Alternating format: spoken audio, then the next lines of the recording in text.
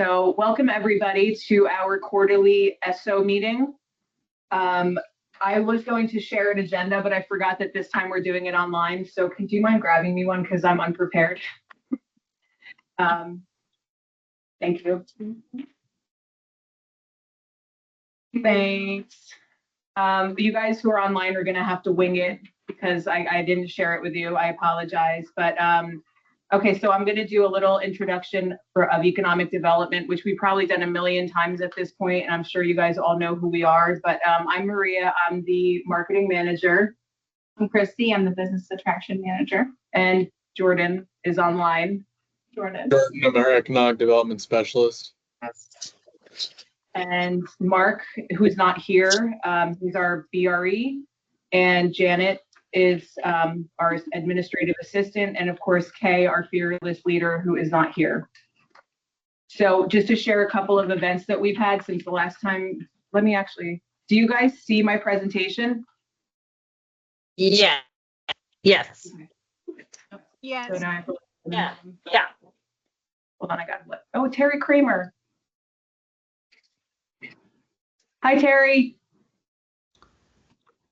Howdy, how you doing? Good, welcome. Thanks. So, okay, these are the events we've had since our last meeting.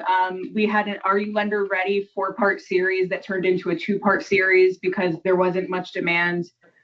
We had an SBDC AI workshop, which was received exceptionally well. We had so much demand for it, so many questions, people loved it. Christy organized a hurricane webinar, which as well was geared towards businesses, and it was also very well attended. July 15th, we had a Google workshop for business. I forgot to put SBDC. That was also SBDC. And again, that was very well attended. And then we had our July 16th quarter 3 business mixer that was held here by the EDO. And just to give you an idea of what the businesses are saying and thinking, we got the results of 30 surveys filled in, of which these are the results of what the businesses are saying. The top 3 needs: marketing and visibility, business planning, access to funding.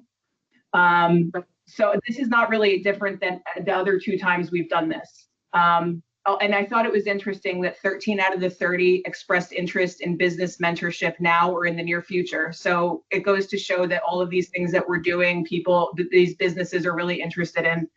And these businesses that we're surveying and talking to are new businesses. So I'm only inviting businesses that have filed a business tax receipt within the quarter. So it's not, it might be established businesses, but our target audience is not. So for the SBA webinar that we did, we had 6 attendees. So that's why we did not move forward with 3 and 4. You'll see that the AI workshop, they held 2 sessions, 17 at each session. That's pretty impressive. The hurricane webinar, 25 attendees. And then at our business mixer, we had 94 RSVPs, 45 attendees. I missed the Grow with Google. I'm sorry, 24 registrations, 14 attendees. So that's basically a brief description of what we've had going on event-wise. And now I'm going to just pass it off to all of you. I don't think Anna is here. Is there anybody from CareerSource on the line? I don't think so. Okay, Dr. Rath, if you just want to talk for a couple minutes about what's going on with you and anything new and exciting you'd like to share with all of us. Well, certainly. I thought you were going to ask me to talk in lieu of Anna, who I know very well. So the best thing I can share, the best news we have here at the Charlotte campus is our enrollment growth. This fall, so far, we're up 21.4% in full-time equivalent and 18.4% in headcount on the Charlotte campus. As a matter of fact, if anybody of you knows anyone who has a master's degree in English, we would love them to teach as an adjunct faculty member here at the Charlotte campus, because we are dying, ironically, for English majors, masters in English. I attribute a lot of that growth to concerted effort and partnerships, certainly partnerships with economic development, other groups in Charlotte County. And also, as you all know, ad nauseum, that I've been talking about our two new health programs, physical therapy assistant and advanced medical assistant, as well as our, to a lesser degree, our supply chain management and logistics program that we have started last year. There is some preliminary discussion about bringing another health professions program to the Charlotte campus that may or may not be called non-invasive cardiovascular. I can neither confirm nor deny that in the near future, but it looks like that may be, if we can find some missing talent, we can bring that into being. I think one thing I do want to mention that Peter Oskady sends his regrets. He's our entrepreneurial program for the Davler Institute of Entrepreneurship. He's the director of that program. He would love to have been at this meeting, but he had a prior engagement. So I think, Maria, next time that we get together, you'll probably be seeing Peter in the room. So it's good news all around, I would say, at FSW. And I continue my efforts in outreach, and we'll be redoubling those efforts. But I don't know what's happening. It's better to be lucky than good sometimes, but double-digit enrollment growth is always a good thing to have. Yeah. What did you say? I heard you say 21.4% and 18.4% head count, but what was the 21.4? That's full-time equivalent. If you throw all the registrations together and say, what is the equivalent of a full-time student, that's FTE. And so we're up 21.4% here in the Charlotte campus in full-time equivalent growth. That's incredible. It's a strange dynamic that you have fewer people taking more classes, or a discrete number of people taking more classes, which is always great. So yeah, we're happy for that. So thank you for allowing me to share. Thank you. Dr. Granstra. All right. Well, we've been busy in Charlotte County, public schools. Since our last meeting, we closed on 10 acres of land near the airport in the ECAP area. Right now, we're in the initial design phase for the facility. We'll be housing, for sure, advanced manufacturing and CNC production. We may add another program along with it while we're building that building. That's what we're looking at right now. We also received a state appropriation that passed by the House and Senate, signed by the governor, of $1.75 million towards that program. And so that's going to be a great way for making sure we have modern equipment. That's in addition to the $800,000 we received from the state for a grant for equipment for that land. So between the state appropriation and the grant, we have about $2 million dedicated towards equipment, and then about $500,000 dedicated towards staff salaries. So it's one thing to have a building and equipment, it's another thing to pay for the people that actually work inside there. So we're looking good there. Another thing, we have Port Charlotte High had its first day of advanced manufacturing, so we can now say we actually have an advanced manufacturing program in Charlotte County. Congratulations. The first day of class was today. The lab is still a work in progress because here's the need for manufacturing. The manufacturer who makes the manufacturing training devices hasn't caught up with all their demand. So we expect things to be arriving in the next couple of weeks for that lab. We have some things right now, but the stuff for the first year of curriculum should be all arrive within a month or so. And then we got years 2 and 3 will be arriving later in the year. We prioritize the first year stuff first. So that's going on at Port Charlotte High. And I sat through one of the classes, and the kids are there's some pretty sharp kids in that class who are very excited about manufacturing program too. So I'm excited those kids may be able to be trailblazers for future kids in future years on the road. So that's an exciting program. Another thing new, Lund Bay now has cybersecurity. So that program started today as well. So I just submitted, and Delyn's on the call. She texted me on Friday. I didn't get back to her. I wasn't ignoring Delyn. I was finishing up my grant. So we'll just do that day. So we put in for a grant to remodel a room and make it look all high tech. And then also it's going to be a feeder program also to Dr. Rath's program at FSW, a cybersecurity program. So the students will have a couple options when they graduate Lund Bay. They can either go to Well, for post-secondary, they go to CTC, Charlotte Technical College, or they can go to FSW. And then for high school graduation, or they go to the workforce. And so that program is starting, and then both the Lemon Bay cybersecurity program and the advanced manufacturing program, Port Charlotte High School, have a middle school feeder program into it.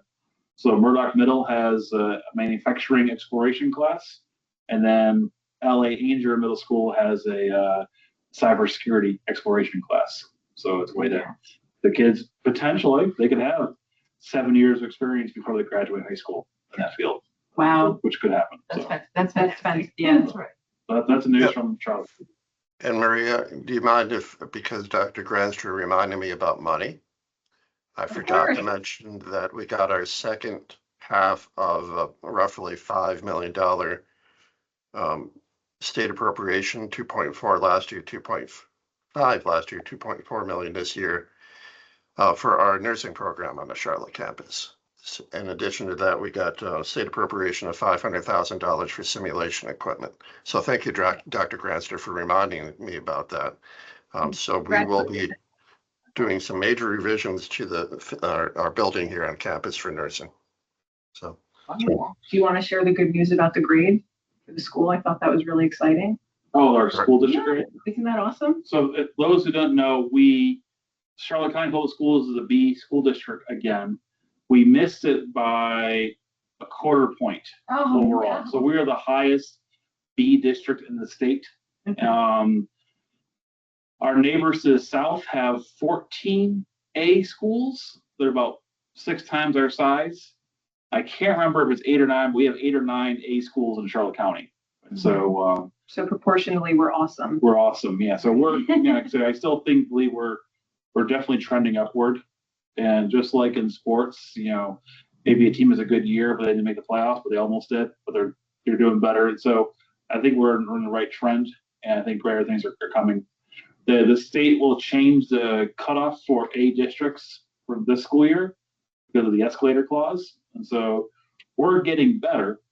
Whether that better means A or B, that's will remain to be seen. But we are a better district, and we're getting better every year. So the data shows that too. So we're striving for that A. We're looking good, but never can guarantee anything. But we're definitely getting better. Yeah. So Wonderful. Thank you. welcome. Okay, Delynn, your turn.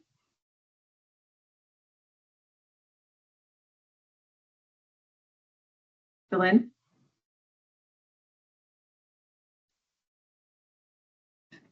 There we go. Oh, Can you hear me now? Okay, here we Yeah. go. So a little update on Tracy's Place. We actually have talked to Imagine School. We had a presentation at an Imagine School in Sarasota County, and they're very, very interested in coming on board with us as well and starting to put students with Tracy's Place. We're starting with a landscaping company. We're really working through onboarding a clean process with the landscaping company first, and then in September, we'll start to roll out social media marketing to other businesses.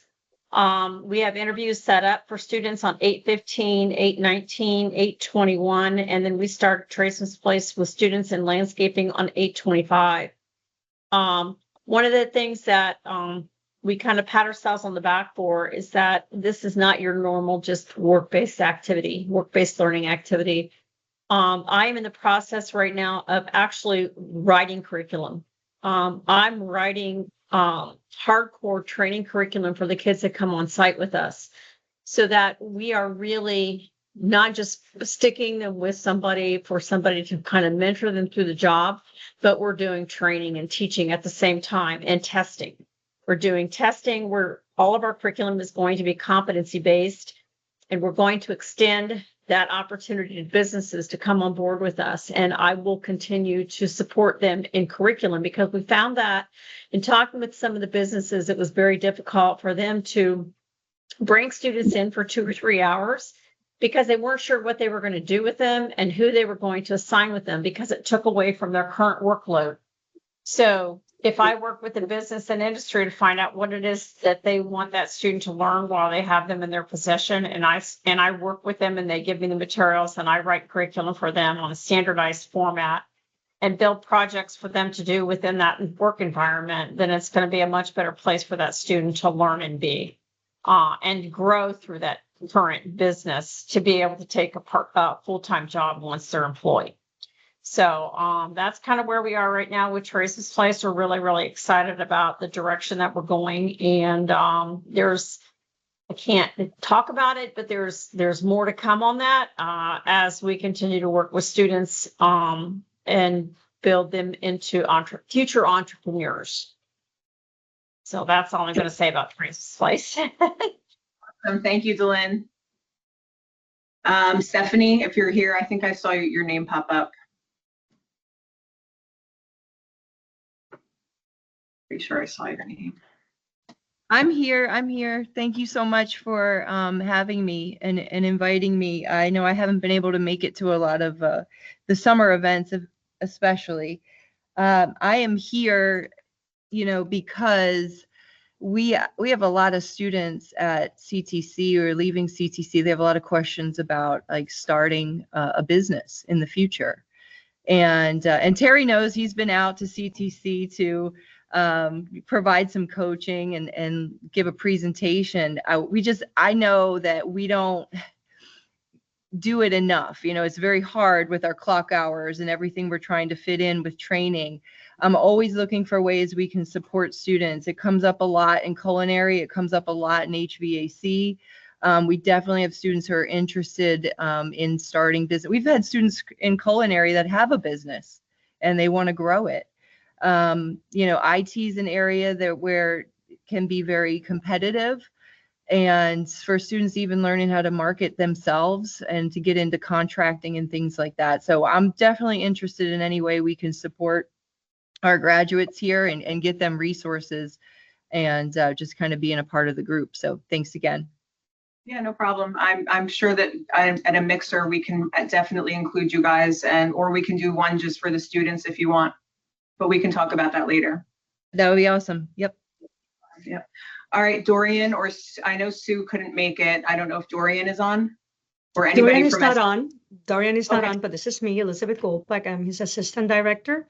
This is my first time to this meeting. Mark sent me the invite Friday afternoon, I think it was.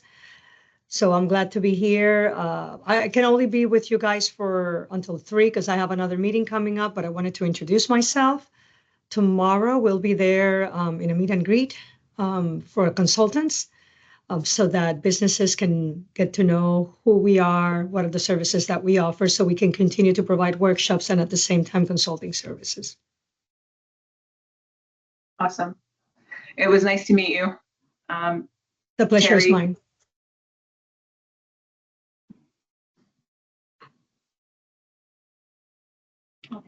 Terry, it's your turn. Okay, sorry. No problem. Yeah, just a couple things. We are continuing to grow. I've got 29 mentors now available for mentoring. And actually working on another one that's going to be pretty impressive. Should be adding him by the next few days.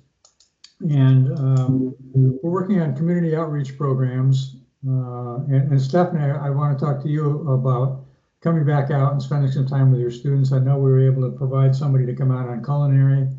And I think that went pretty well, but I had a lot of fun talking to your students, and I'd like to do more of that. So community outreach programs, working hard on those. And we are also designing some, I guess we'll call them group experience programs, kind of an entrepreneurial forum kind of thing where we mentioned, I know we've talked about CEO roundtable type programs before, but this would actually be sort of pre-CEO roundtable kind of programs where it wouldn't necessarily be businesses that have been in business for several years, but more the newer ones to get together and talk about some of the issues they face, and also working on a workshop series probably for the fall, October-ish, actually involving the newest mentor that we will be adding that should be a pretty good draw for folks. So that's kind of what's going on at SCORE. We're continuing to grow. continuing to get a lot of requests and having a ball. Very exciting. Thank you, Terry. I know Bob isn't here, so Liz, it's your turn. So I'm not Liz, but I am going to talk on behalf of Liz and the Future Makers Coalition. For everyone who doesn't know me, I'm Jeffrey Chambers. I'm an employer recruitment specialist at Future Makers Coalition. And it's basically business as usual right now with Future Makers.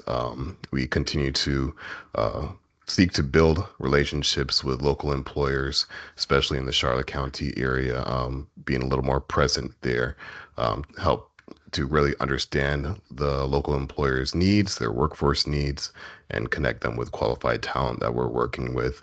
So we're continuing to do outreach to identify opportunities for training and upskilling, where we can support the different career centers at the tech colleges for like Charlotte Tech, et cetera.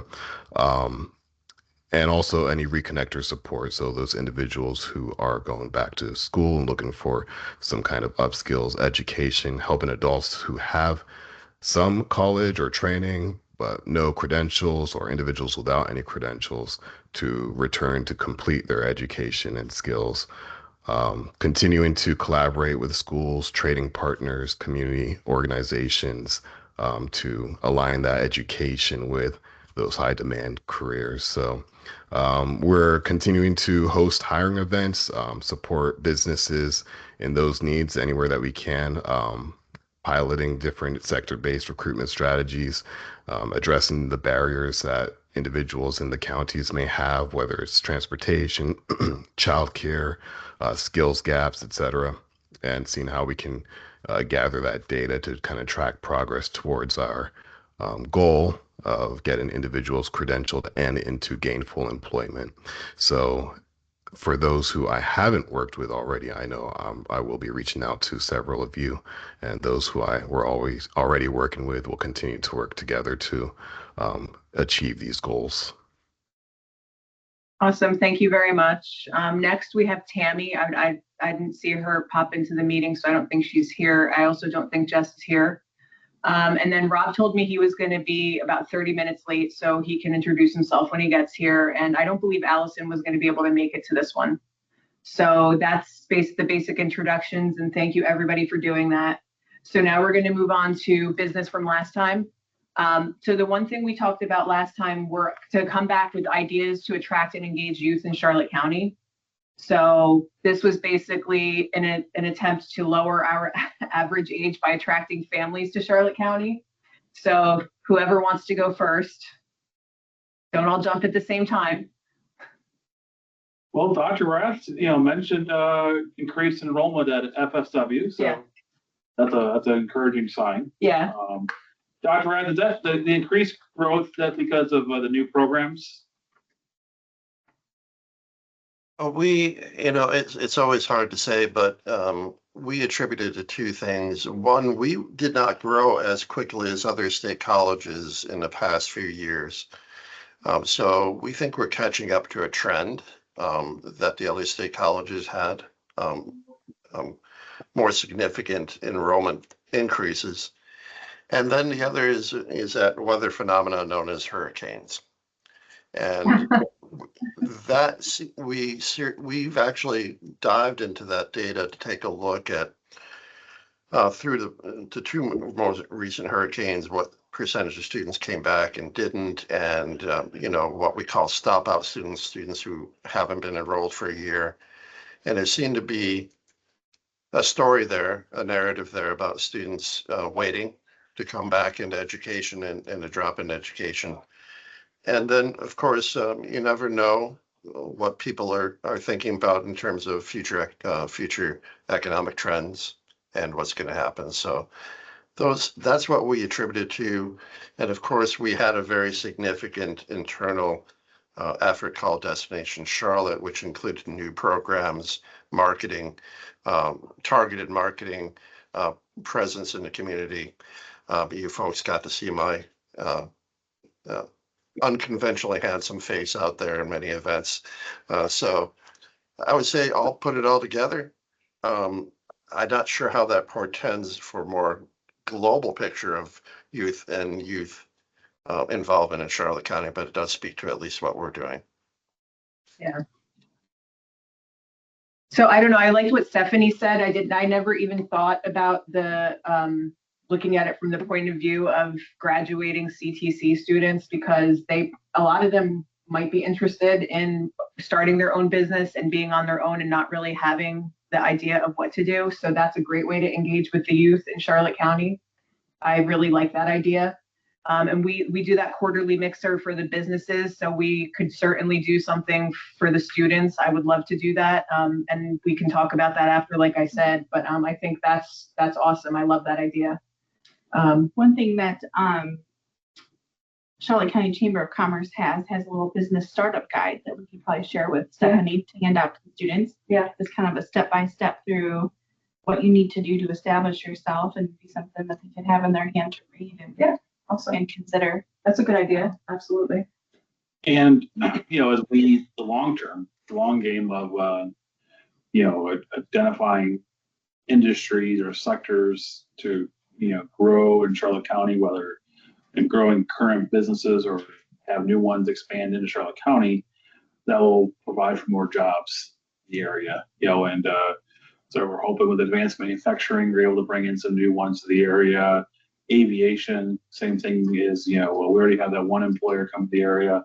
So if there's jobs, that bring people into the area. So that's a long-term game. They're going to help us tomorrow, but it'll help us long-term and get those jobs coming here. And also our current students, we graduate around, 1,200 high school students a year. 1,100, 1,200 a year.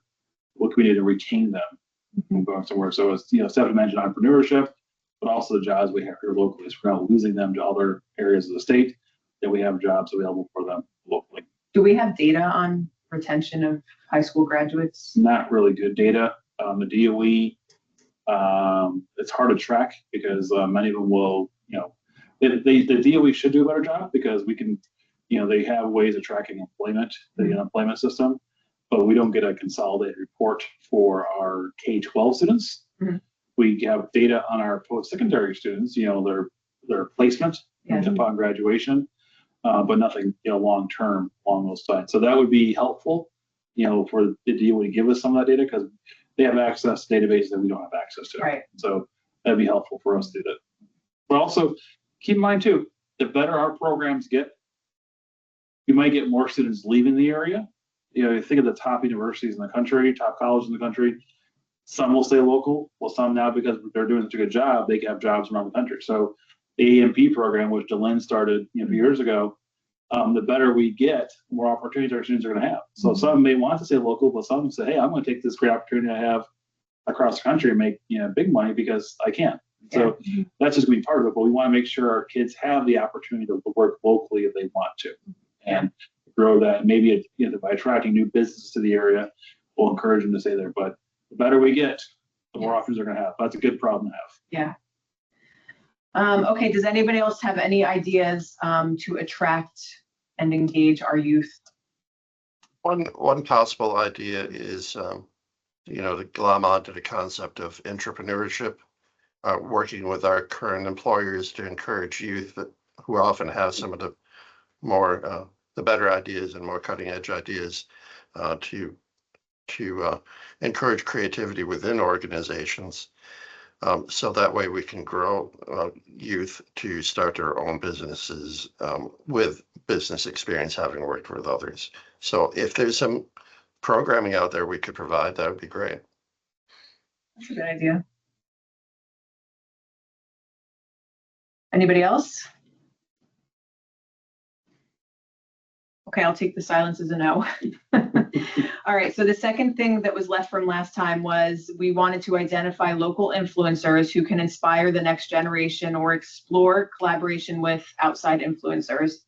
So I don't know if you guys remember, but we spoke about the kid who's from here who has that huge following, but he's not really our target audience. So we were talking earlier, and I'm going to try to research travel bloggers to see if I can find somebody who we can invite down here to maybe do a tour of Charlotte County.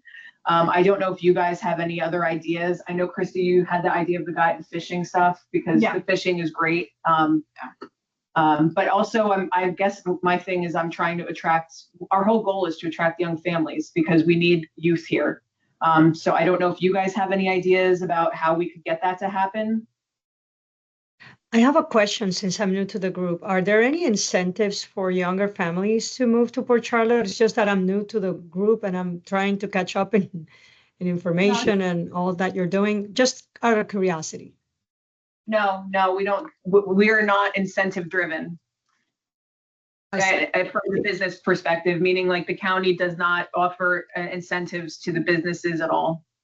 I meant families so that you can have those future entrepreneurs that are a younger generation. I'm sorry, I missed the first part.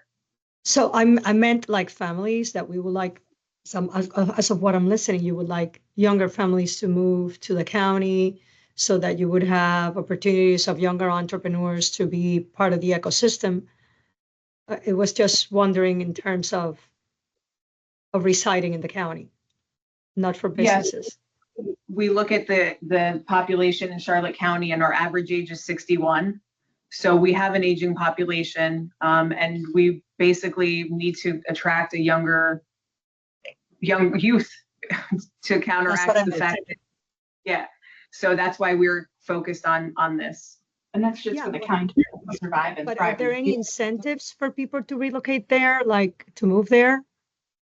No, Because I'm aware of that. no, Like, is there a big draw? Like, there isn't. We don't really have a. no, like a financial incentive, no. I mean, I can give you the marketing spiel about why you should move here, but financial, no. I see. Okay. So does anybody else have ideas about influencers or anything like that, even if you know somebody, or know somebody who knows somebody? Well, influencers, we could find the ones, that they get the top views online, like YouTube. Also, another audience who I get a younger crowd would be the people who work remotely, who can live anywhere in the country or the world. Florida having no income tax, and then with Florida, we're relatively a little bit less cost living compared to other parts of the state along the Gulf and the ocean. And so we have some things to offer along that lines. Mhm. And then also some of our real estate values are a little bit depressed, so that might help opportunities for people going to relocate. But that might give another younger crowd in addition to travel bloggers. And of course that might bring us more like visitors, like vacationing. Right, versus like wanting to move here. Yeah. For their family life. Sort of communities offering incentives to people who work remotely, just through the podcast I listen to where they give you, Move here, we'll pay you. you move here, you get so much, whatever, I don't know if that's something Charlotte County would be open to, but I doubt it. I know. so bother with that one, but with social media campaigns, we're very active, that costs zero, just time. But we are a attractive place still. If you are working remotely, you can live anywhere you want. Yeah.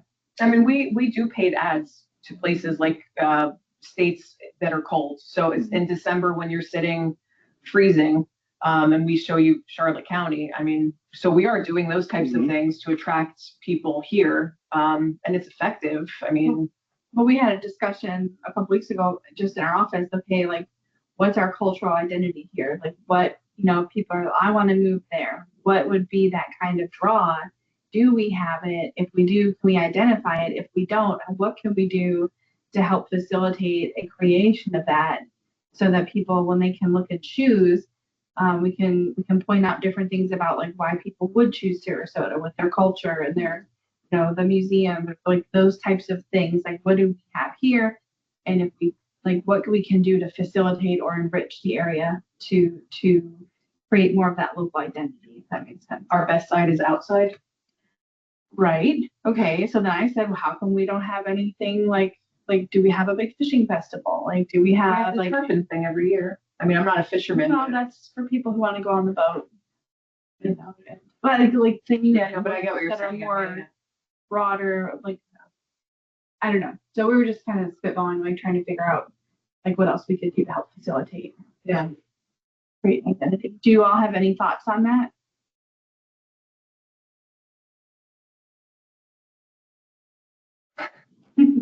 I'm gonna go with no. No. No I could thoughts? share what brought my young family here, maybe, if that helps. Yeah. In 2007, I moved here. You know, I don't think I was even, I think I was turning 30. My kids were like 6 and 3. And we lived in Steamboat, Colorado. So I think you are absolutely along the right lines of targeting those cold areas. And we're a really active family. We read an article in Forbes magazine. And Forbes magazine outlined Punta Gorda as actually one of the best places to retire at the time. But we were attracted to, and I like how you said our outside is the best side, because, you know, being active in Colorado with skiing and biking and camping, we were very much attracted to the low crime rate, and we were very much attracted to year-round outdoor activities, camping, riding our bikes, beach, swimming.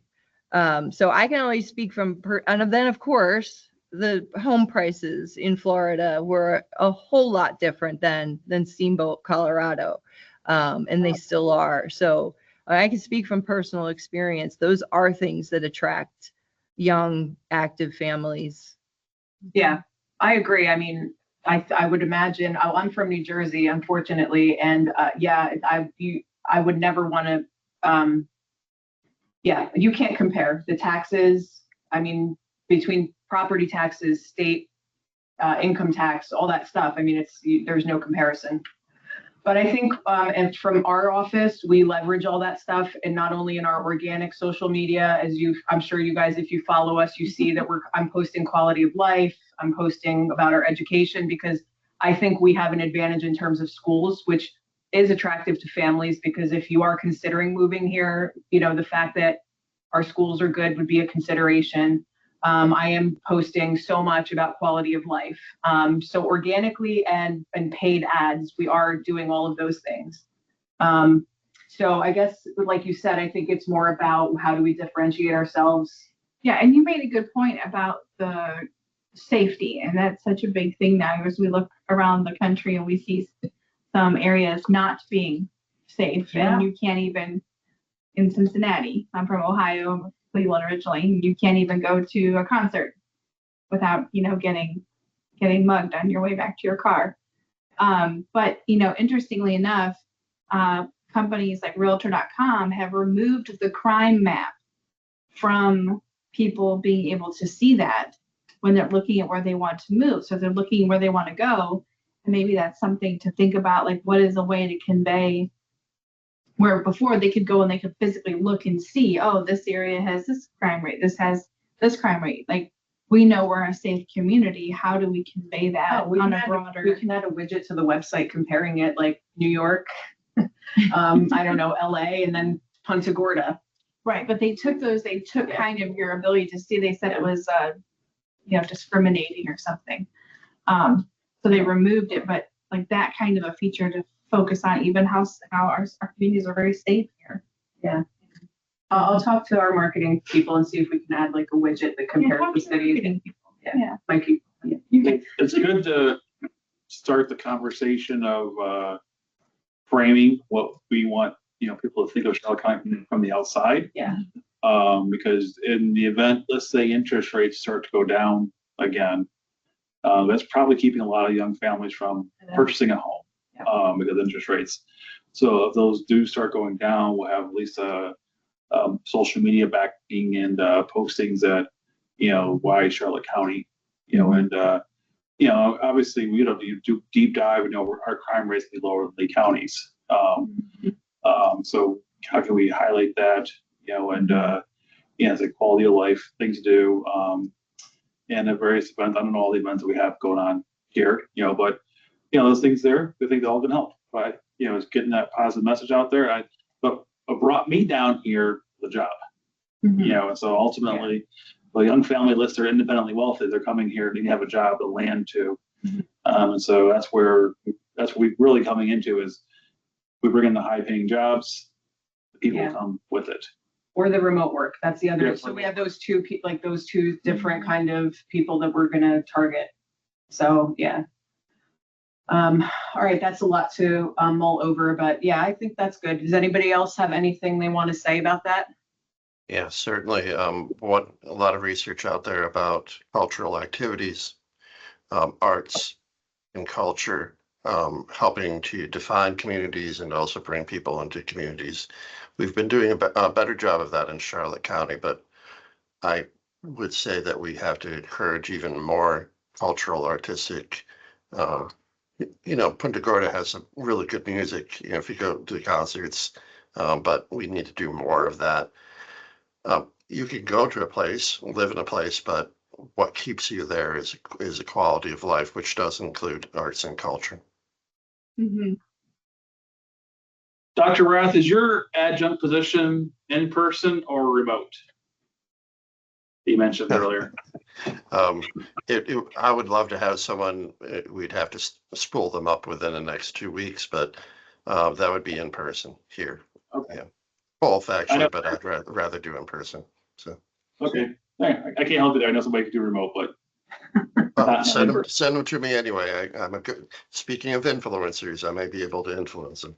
But we also may have some opportunities for them online.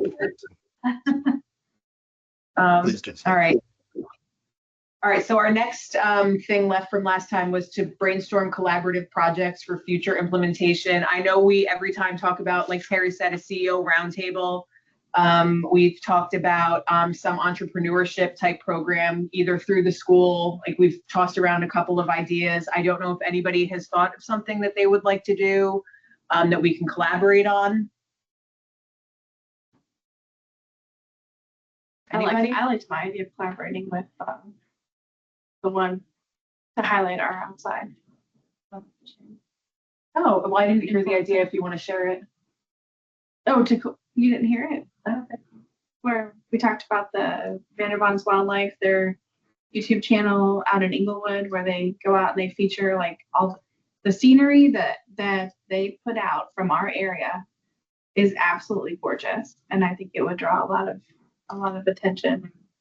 They live right here in Inglewood or Port Charlotte, and I think you showed this to me. Yeah. So he lives right here in Port Charlotte. He's recovered from a couple of hurricanes.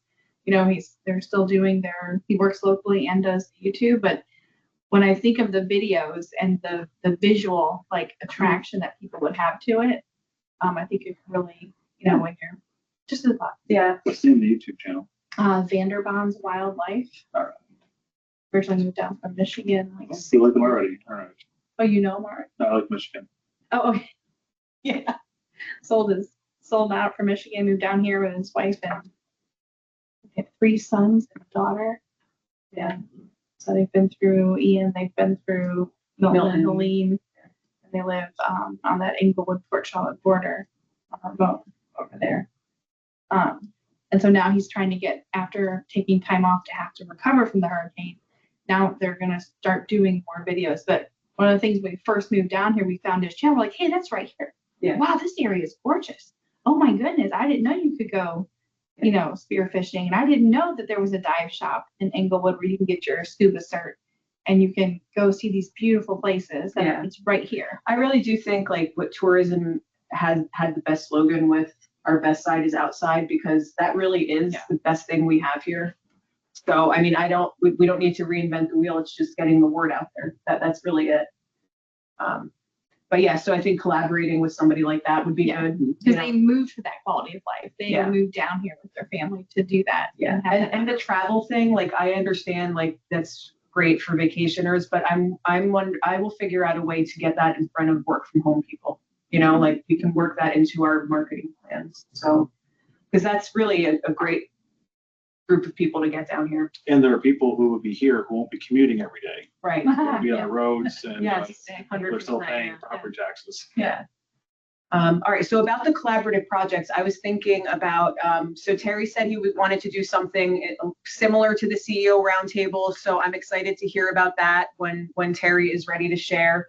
I was wondering if any of the organizations would be interested in doing something with marketing, because the last 2 events that we held, overwhelmingly the businesses have been asking us to do like marketing lessons, whether it's Google, whether it's how to, paid ads or, things like that, which we're willing to host anything in our conference room downstairs. It's pretty big. I'm sure you guys have seen it.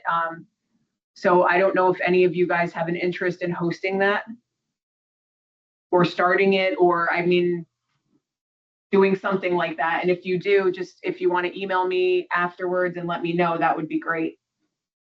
So that's basically it for old business. And then the new business is, and I would like Lynn to talk about this, women in aviation.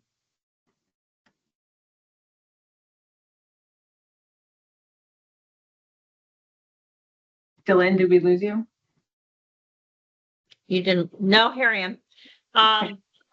Thank you, Maria. Kay's there. She can also speak up here, but I think Kay started to reach out to Amanda Fox, and Amanda Fox is the manager of the aviation program down at the airport. And this is the time now for us to really start to add this association into Charlotte County with everything that's going on in Charlotte County with regards to aviation. And the new and upcoming programs and the new hangar at Charlotte High School, and working with young girls in aviation, and that's kind of an intertwined effect with what we've got going on with the library system right now as well. But it's an opportunity for us to grow people, individuals coming into the world of aviation, whether it be aviation maintenance, whether it be aviation as a pilot, whether it be ground crew, whether it be flight attendants, whatever they choose to do. It's a wonderful opportunity for us to start to educate and to do activities in different career fair functions, different school functions, bring in some guest speakers. I know that we are working with a library system in the Earn Your Wings initiative that we're doing in the elementary and the middle schools with regards to, and that's sponsored by the Charlotte Community Foundation, by the way, but it's a reading program. And students get to select a book, anything to do with aviation. And if they, read the book or do a report in it, it's at the teacher's discretion, their name gets turned in for a free ticket to the air show. And we're also doing that in the library systems. We have kickoff meetings at the library, and we have guest speakers going to the library, anything from pilots to mechanics. And we have somebody from the Women in Aviation group that will be going to each one of the library events, the kickoff events, it's called Jet Set and Read. And we have a guest speaker from Women in Aviation because we know there's going to be some young folks there.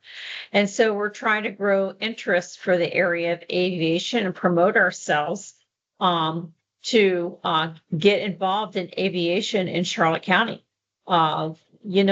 Charlotte County, we started this airport program 2 or 3 years ago. I can't even remember now, 3 years ago. And at that time, we had probably 3 females in aviation.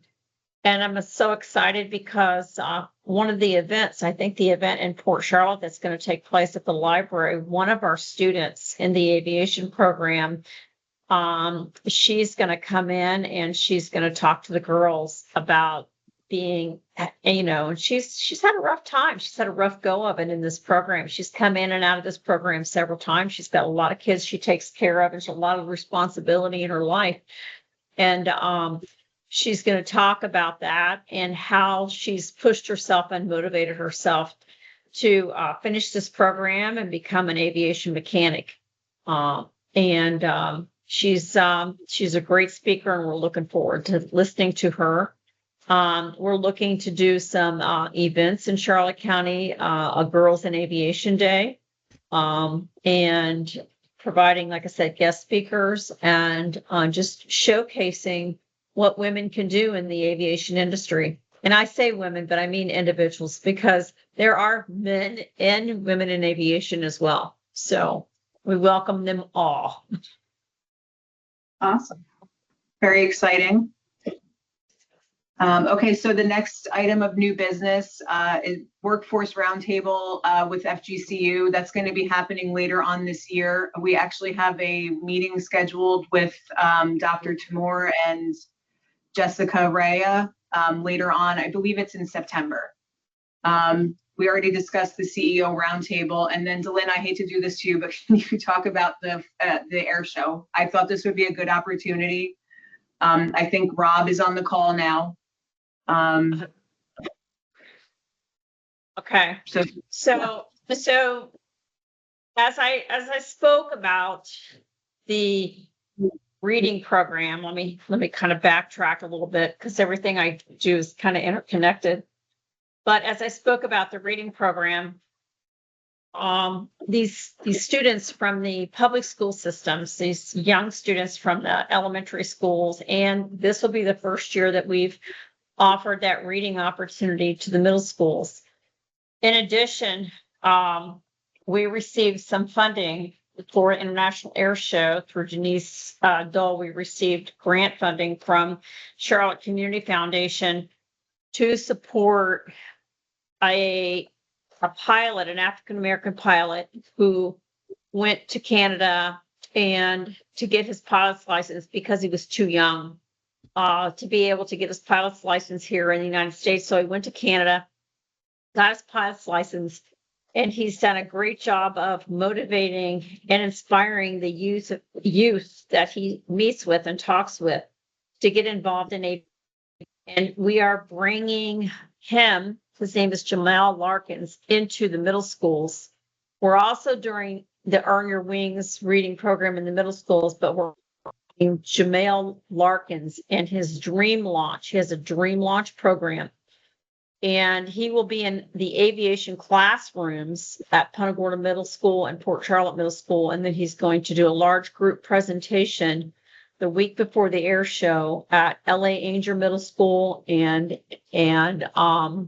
Murdoch Middle School. And that's all to promote the air show. So when you think about all these students that, you know, could potentially get free tickets, elementary students that could potentially get free tickets, bring their parents, the middle school students now that could potentially get free tickets, bring their parents to the air show to watch the Blue Angels. And then when they get to the air show, they got to have something to do. So we have kind of done a takeaway from Sun and Fun. And what we're trying to create is we're trying to create a career opportunity tent. And we've called this, we've got a group of people that have been working on this for the last 2 years. And I thank them very much because they really kind of helped keep this idea going. And this is called the STEM Innovators Pavilion. And right now we have STEM Pilot, which is a pilot training school, and they're coming in with under this tent, they're coming in with flight simulators. We have CTC Aviation with Amanda, and they're coming in with riveting, and they're doing something else too. They have a display, and they'll be firing up the motorcycle that they built out of an airplane engine. We have CTC Electrical. We have Women in Aviation that are going to be there. Charlotte Community Foundation sponsor this STEM Innovation Pavilion. We have ABC Supply, Laura Mason. We have Jamal Larkins. We have Bruce Bivens from ATCFO, who is, he does the air traffic control program. We have Super Truck, Michael Stanek, Flybright, Austin Pullum, Light World, LLC, Don Musalai, which is 3D printing. We have Career Source, Dina Kolak with her career training goggles and the virtual goggles. She's bringing those. And we have Gracie, the talking biplane. And we have, so that's an opportunity for students from from 9 until noon to go through this innovation pavilion. It's basically hands-on. engagement activities that we'll have under this pavilion, that students will be able to learn more about the programs. And I know I've been working with Brian, and I'm going to be talking to the principals very, very soon. We're going to try to get more of the new programs, such as manufacturing, more of the IT programs. I know I talked to Robert Murphy. He's got some interest in doing something out there. The robotics team at, let's say, Charlotte High School, getting them under the tent. We're hoping to have between 20 and 25 strong demonstrations out there under this tent for these students from Charlotte County and surrounding counties to come to educate themselves and their parents about these career opportunities that our community, including Brian, he's behind this, is bringing to the table for the students. It's amazing. And we want to show them a little bit more about what's coming in manufacturing, Rob. And we want to blow it up as much as we possibly can. And I know that everybody has been really doing a great job pushing the information out, trying to get the businesses to participate. And it's very important for the youth of Charlotte County when they're there to have something like this. I'm very excited about it. We are going to do a STEM Innovation Pavilion. We'll have an entrance. And when they come into that tent, my plan is for them to have like a one sheet of paper, one piece of paper that shows them like everything that's under that tent, the potential occupations, the potential median wage that they can make in that particular occupation. I'm going to be working with CareerSource and Brian to put that together. And then they'll also have a map. And the idea will be for them to go through and get all of their spaces stamped. And then at the end, when they exit the Gracie, the talking biplane, they exit through Gracie, the talking biplane, and then they earn their set of wings. And Kaylee Miller purchased all of these wings that you normally a student would get on an airplane for their first ride, so to speak. And they will earn their wings once they go through that whole entire tent. So it's pretty exciting. We're like I said, we're really hoping that we'll get the schools to participate in this because they have a lot to showcase. And this is an opportunity. This is a huge opportunity right now to market to parents in this particular environment. Thank you, Delynn. Sorry, go ahead. Did I miss anything? No, I think that was amazing. That was quite inspiring. And if I were a manufacturer, I would definitely participate. So yeah, you did a great Yeah. All right. Thanks. You're welcome. We'll continue, we'll try to get more manufacturers out there. I think the challenge with manufacturers is they don't know what to bring. What's that hands-on activity that they could do that's safe, that, because they may need power, they may need compressed air. So I think that's always the struggle. We need some good ideas as far as what they can do, what kind of space restrictions they have. Will there be electric? Will there be compressed air they could use? Yes, and yes. Yes. Yes, we can have it all. And then the other thing too, Rob, I've been working with individual businesses as they're considering coming on board. And I know that I've created a couple of projects starting with using AI to start to develop the project. And then I showcase the project that AI has come up with to the business. And then the business likes, oh, I like that a lot. And then I can do this and this and this. And then we downsize it and we can kind of build it together. So I have the educational background to be able to kind of tweak it for them a little bit, and I can brainstorm with them, and I will provide my services to help come up with something with them if they are interested. Okay. I like that. Okay. I like that. Another resource I could potentially tap into if you would like, would be Flate, Flate. Yes, you know, I'm familiar. Yeah, I'm familiar with them. Yes. Okay, so they have a lot of resources for getting students interested in a career in manufacturing. So I could find out what that would look like if they were to participate in this, whether that means they have a booth or whether they work with some of the manufacturers in helping them create something to do for the students. Okay, that would be awesome. You have my contact information, so you can just reach out to me individually with whatever you can find out there, and I'll do Perfect. whatever I can to support. Okay, Perfect. Thank you. thank you. Awesome. Rob, I know you joined late. I don't know if you want to do just a quick intro since you missed the beginning. Sure, Intro. that'd be great. Thank you. Yeah, so my name is Rob Harris. I'm the executive director of the Southwest Regional Manufacturers Association. And definitely one of the things that we try to do is connect the dots between industry and education. It's my belief that the biggest issue with manufacturing is career awareness. You've got middle schoolers that know what HVAC or air conditioning means. They know what plumbing means. They know what automotive means. They don't know what manufacturing means. Even if they know that it means building something, they don't know what that means to them as a career.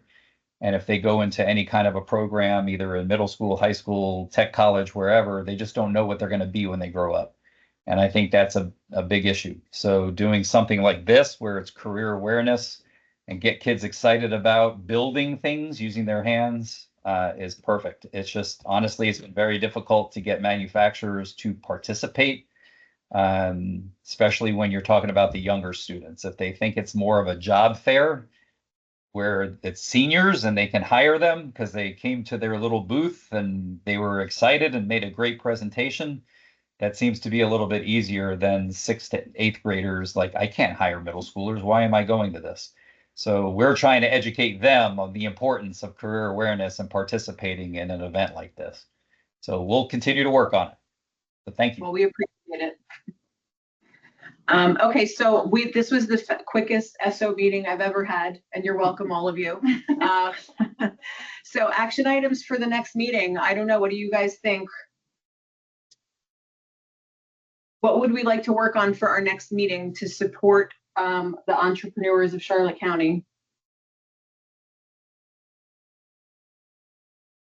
Do we want to think about it?